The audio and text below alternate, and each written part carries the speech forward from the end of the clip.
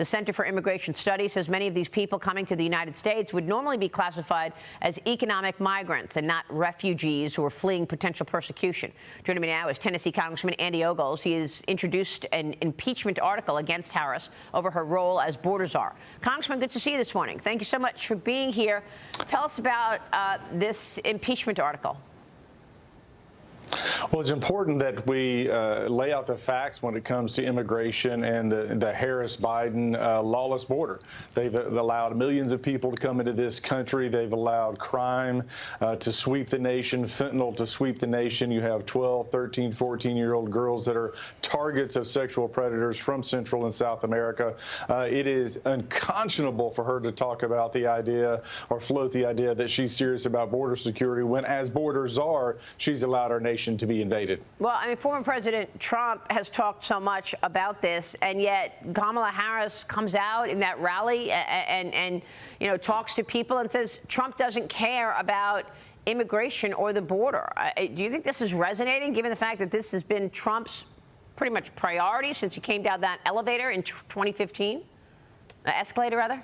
Well, this is her biggest liability. Every small town in America is a border town. Every small town in America is experiencing fentanyl crisis, increased crime. And so when you have mayors of Dallas, blue mayors, Democrat mayors of Dallas and Chicago and New York crying for help, please, please secure the border, and then yet the Harris-Biden administration is doing nothing about it, we should hold her accountable. And what you also have to note, and what you're seeing right before our eyes, is this corporate woke media is reinventing Kamala Harris. They're rewriting history, talking about how she wasn't the border czar, so somehow she's tough on the border or tough on crime, and yet when she was a U.S. senator, she was horrible for the middle class. She was horrible for crime.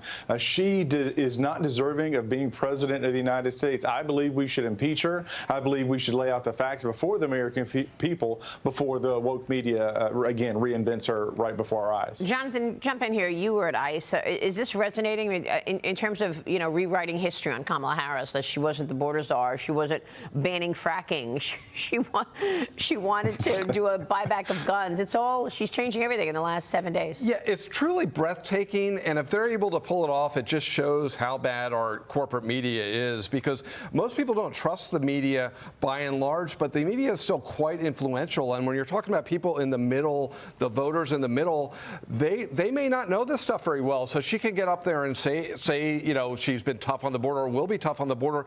But earlier this week, Elizabeth Warren kind of gave up the game. I know we all know this, but she talked about the pathway to citizenship, which is that's always the goal, is to bring in as many people as possible and then give them citizenship so they will be Democratic voters, at least 2/3 of them will.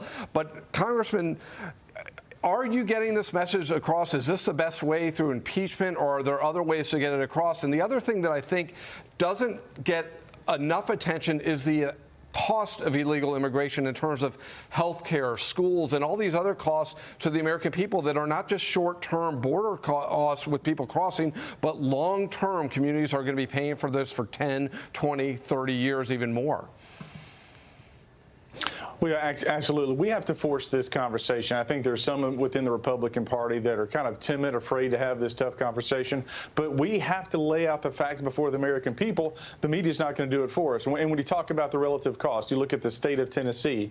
It costs Tennesseans almost $1 billion a year, the cost of illegal immigration. When you look at the, you know, whether it's food stamps, health care, education, et cetera, that's monies that should be going to our children, citizens of this country, our veterans, the benefits that they deserve and were promised. And so there's a real cost to illegal immigration. And again, a state like Tennessee is paying almost $1 billion, B as in Bravo, in real money going to those folks who have come here willfully in violation of our laws and, quite frankly, should be sent back. That's why I have the Send Them Back Act, which would trigger the largest deportation in American history.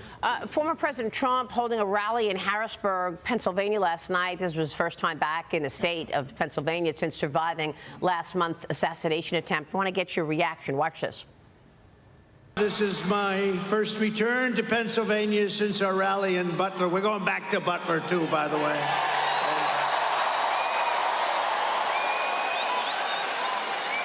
People said to me, "Are you serious?" I said, "I'm serious." 18 days ago, where we had a very terrible day. We had a rough day, I will tell you, by all accounts. I should not be with you today. And I want to thank all of the people of Pennsylvania for their extraordinary love and support. So, Congressman, Fox News Digital obtained new video from James Copenhaver. He was critically wounded after being shot at the Butler rally. It shows what appears to be the gunman moving around on the roof minutes before opening fire. No one watches this guy. Look at this. We see it so clearly. He's walking back and forth on the roof. Kansas Senator Roger Marshall is now investigating Google, asking why its autocomplete search tool was not showing results for the Trump assassination attempt. Marshall calling on Google CEO Sundar Pichai to testify now before Congress. Former President Trump is set to sit down with the FBI today for an interview about the shooting. Congressman, what are your thoughts about all of this? It seems like you're up against really an uphill battle. You've got the media, social media, trying to hide the facts of what took place here. And, of course, the FBI wanting to interview Trump. He's going to do it today. Well, you know, I, for one, don't trust the FBI. I don't trust the Secret Service to do an investigation. They're in CYA mode at the moment. That's why we have to have this House task force to get to the bottom of this situation. And look, I was with the general on Sunday, and we were talking about, you know, from his perspective, he was there in the first Gulf War, that if you have gaps in your layers of security and your layers of perimeters, that the enemy will ultimately find those gaps and exploit those gaps. And so what you saw was a gross breakdown of the Secret Service, and someone, quite frankly, without much skill or training, was able to exploit those gaps. This makes Kamala Harris, this makes Joe Biden, it makes anyone who has a Secret Service protection less safe. So they have to shore up their protocols. They have to, quite frankly, reinvent themselves and become the storied agency that we all assume that they are or should be, because their protection of the president is unconscionable. Now, what I will say is the president was in Nashville this weekend. There was a suspicious person, so they shut down the bubble. I actually got trapped in a room with the president for about 45 minutes, and what I can tell you is he's in good spirits. He wasn't shaken by the fact that there was an individual that they were worried about, and he was ready to go out there and was, quite frankly, anxious to get out to the audience. He was worried about the audience and the delay, and so he's ready to fight. He's ready to debate, and we're going to win this thing. Well,